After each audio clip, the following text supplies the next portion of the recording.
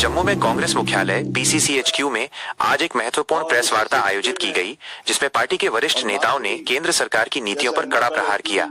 Press वार्ता की मुख्य बातें। नेताओं की उपस्थिति।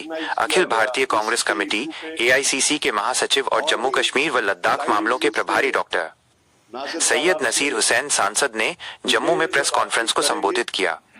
उनके साथ जम्मू कश्मीर प्रदेश कांग्रेस कमेटी जेकेपीसीसी के अध्यक्ष तारिक हमीद कर्रा और अन्य वरिष्ठ नेता भी मौजूद रहे। मनरेगा बचाओ संग्राम का आगाज। कांग्रेस ने जम्मू कश्मीर में मनरेगा बचाओ संग्राम अभियान शुरू करने की घोषणा की। ये केंद्र की मोदी सरकार द्वारा मनरेगा MGNREGA योजना को कथित रूप से कमजोर करने के खिलाफ पार्टी के 45 दिवसीय देशव्यापी आंदोलन का हिस्सा है। अधिकारों के हनन का आरोप। डॉक्टर नसीर हुसैन ने आरोप लगाया कि केंद्र सरकार मनरेगा जैसे ऐतिहासिक कानून को खत्म करने की कोशिश कर रही है, जो ग्रामीण गरीबों को 100 दिन के रोजगार की कानूनी गारंटी देता है। उन्होंने कहा कि यूपीए सरकार द्वारा लाए गए RTI, शिक्षा का अधिकार RTE और खाद्य सुरक्षा जैसे कानूनों को धीरे धीरे कमजोर किया जा रहा है। राज्य का दर्जा और भविष्य की रणनीति। प्रदेश अध्यक्ष तारिक हमीद कर्रा ने कहा कि इस अभियान को जमीनी स्तर तक ले जाया जाएगा और इसे हमारी रियासत, हमारा हक, राज्य का दर्जा बहाल करने की मांग अभियान से जोड़ा जाएगा। प्रेसिडेंट और एक दोस्तों, जैसा आप लोगों को पता है, यूपीए की जब सरकार थी, यूपीए की सरकार के टाइम पे श्रीमती सोनिया गांधी जी के गाइडेंस में, श्री मनमोहन सिंह जी के नेतृत्व में कई राइट्स बेस्ड एक्ट हम लोगों ने देश को दिया था, देश के लोगों को दिया था। हम लोग चाहते थे एक डेमोक्रेटिक और फ्री कंट्री में लोगों को उनके अपने राइट्स मिलना चाहिए और फार रीचिंग उसकी इम्प्लीकेशंस होना चाहिए। तो इसीलिए हम लोगों ने कई राइट्स लाए थे, जिसमें राइट टू इंफॉर्मेशन एक्ट था, right to food security act था, एजुकेशन को फंडामेंटल राइट हम लोगों ने बनाए थे, लैंड एक्विजिशन के तहत हम लोगों ने राइट्स दिए थे, फॉरेस्ट राइट्स एक्ट के तहत जल जंगल जमीन का हम लोगों ने हक फॉरेस्ट ड्वेलर्स के लिए दिए थे।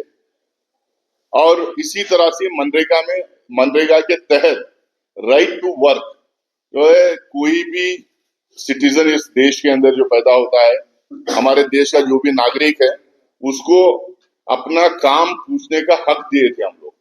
उसमें मनरेगा में क्या था क्या नहीं था वो डिटेल्स की एक अलग बात है, लेकिन सबसे बड़ा कंपोनेंट इसमें ये था कि कोई भी गरीब जो हमारे देश में पैदा हुआ है, जो हमारे देश का नागरिक है, कोई भी गरीब जो है डिमांड कर सकता है कि मुझे काम चाहिए, वो काम चाहिए, वो डिमांड जो कर सकता है, वो वाला कंपोनेंट ये नई वाली बिल में खत्म कर दिए। ये सबसे बड़ा मार्ग जो है गरीबों के लिए इस बिल के तहत हम लोग लाने की कोशिश किए हैं।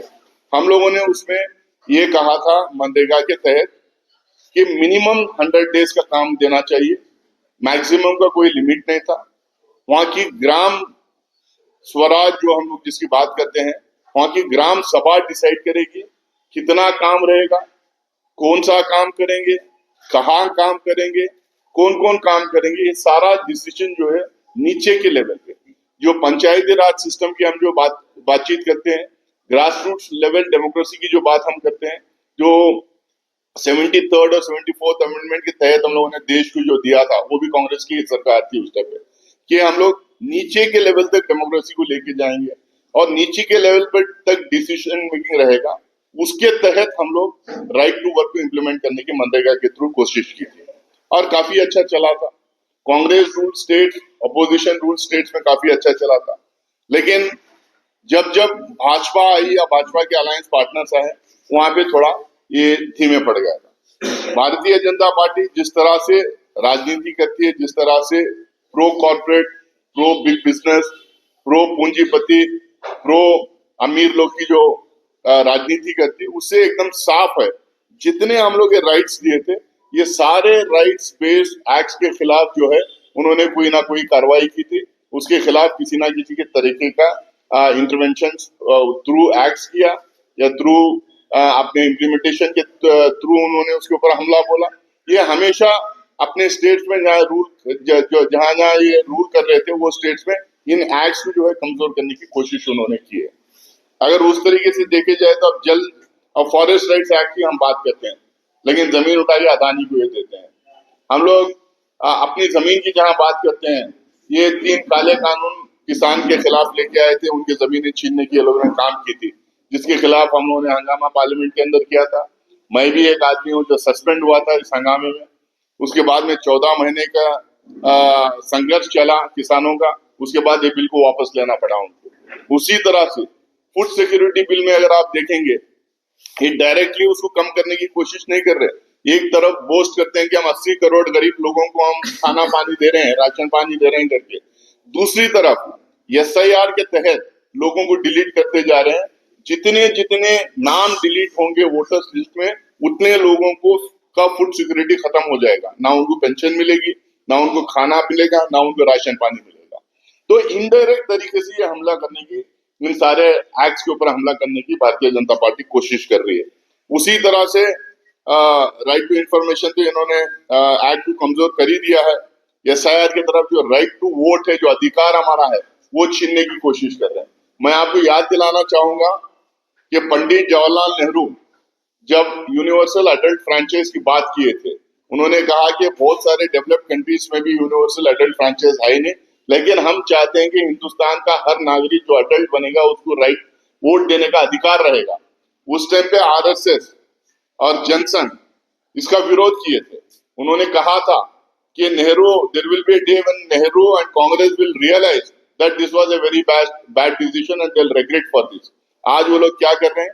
उस जमाने में वो गरीब को, दलित को, जो पढ़ा लिखा नहीं उसको, जो टैक्स पेयर नहीं उसको, जिसके पास जमीन नहीं उसको वोट का अधिकार देना नहीं चाहते थे। आज वही ये कर रहे हैं। SIR का मात किसके ऊपर हो रहा है? गरीब के ऊपर, दलित के ऊपर, बैकवर्ड के ऊपर, किसान के ऊपर, वर्कर के ऊपर। इनके वोट जो है, जो माइग्रेंट लेबरर्स है, इनके वोट को निकाल के उनका राइट टू वोट जो है इनडायरेक्ट तरीके से राइट टू वोट जो है लिमिटेड करके, जो फ्रैंचाइज है उसको लिमिटेड फ्रैंचाइज में बदलना चाह रहे हैं। पुराने समय के एक्ट में कई ऐसे फ्लॉज थे, कई ऐसी कमियां थी जिसके चलते मजदूरों को फायदा नहीं होता। फ्रॉड्स होते थे, धांधलियां होती थी, खड्डे खोदे जाते थे, भरे जाते थे, खोदे जाते थे, यही काम होता था। ठेकेदार या बीच बिचौलिए कई ऐसे लोग होते थे जो मजदूरों तक उनका हक नहीं पहुंचता था। ट्रांसपेरेंसी नहीं थी, इंफ्रास्ट्रक्चर डेवलप नहीं हो पाते थे। विकसित देशों की श्रेणी में अगर हम लोग आना चाहते हैं तो ऐसे समय में जरूरत है कि जब लेबर के हितों को ध्यान में रखा जा रहा है, मजदूरों के हितों को ध्यान में रखा जा रहा है, तो उनके माध्यम से कुछ ना कुछ बने भी, वो इंफ्रास्ट्रक्चर ठीक तरीके से बने, ट्रांसपेरेंसी हो, सोशल ऑडिट हो, गरीबों को उनका हक मिले। इसी की तरफ बढ़ता हुआ एक नया एक्ट जो है वो बना है। गारंटी दोनों में थी, गारंटी MGनरेगा में भी थी, इसमें भी थी, इसमें भी है, और वहां 100 डेज को लेकर थी, यहाँ 125 दिन को लेकर है।